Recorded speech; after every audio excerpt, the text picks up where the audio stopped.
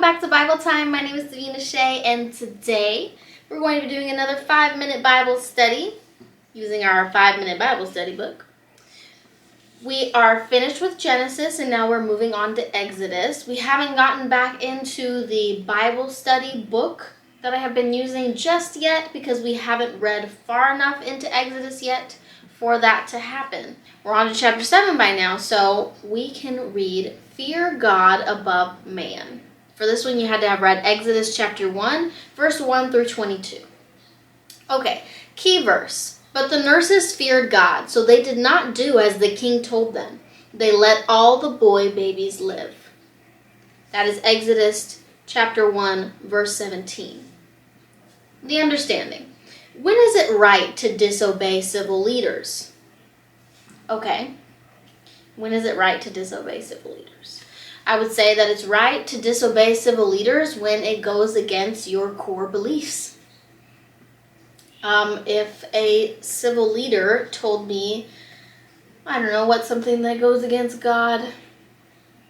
I mean, I guess even if a civil leader told you to lie, something as simple, I guess you could say, but something that people do all the time, to lie on their behalf, shouldn't do it. Because you're going for them and against God, and that's never good. What did God do for the two midwives of Exodus 1 because they feared him? Okay, he blessed them, right? He was so proud of them that they feared God more than they feared this Pharaoh, this civil leader. And I believe that when we are faced with a great issue like that, where we might very well maybe, I don't know, go to jail or lose our lives over something that someone else wants us to do, if we still choose to follow God, I do believe he will see you through it, see us through it, whatever the issue is.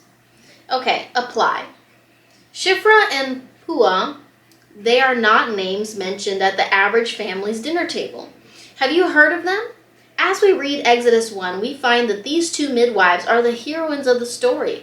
They were told to kill the Israelites' baby boys as soon as they were born. They feared God more than they feared the possibility of being caught disobeying the law of the land. They knew that God created and valued the life of each baby, Egyptian or Israelite.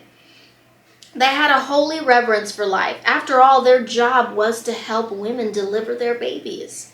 God does not want us to disobey the leaders of our government. However, there are times when this is the right choice.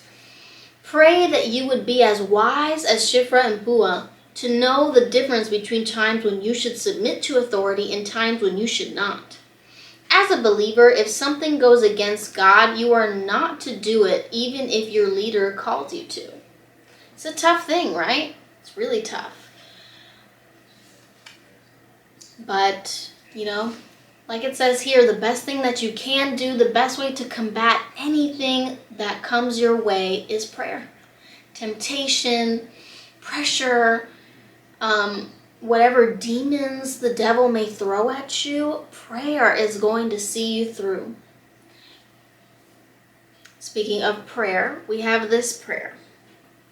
Lord, thank you for the boldness of the two midwives who knew what the king ordered was wrong. They chose life. Thank you for the opportunities I have to do what is right, even when it may be hard or frightening. May I be as bold as Shiphrah and Puah if following you becomes as dangerous for me as it was for them. Amen. It's really good. Fearing God above man. I do. I definitely do.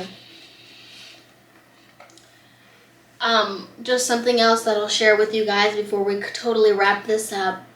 I recently was watching another YouTuber, and they were talking about how when they got up, it's a couple of brothers, but when they get up every morning, they pray.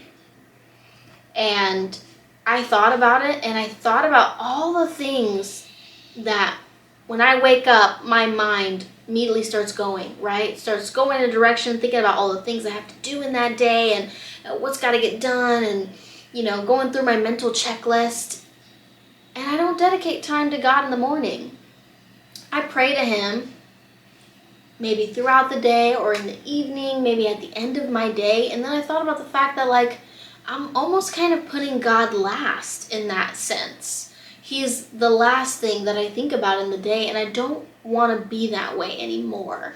So I'm going to take a note out of their book, and I'm going to start praying in the mornings. I want that to be the first thing that I do. I want God to be the first person that I think about.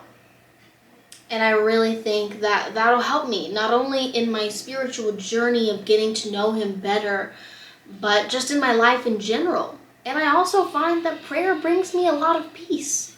I don't know about you guys, but that's how I feel. But yeah, anyway, something to think about for you guys. I just thought I'd share. And thank you so much for watching this video. Please don't forget to like, comment, and subscribe. And I'll see you guys next time. The word of the Lord came on to me saying, I'll protect you.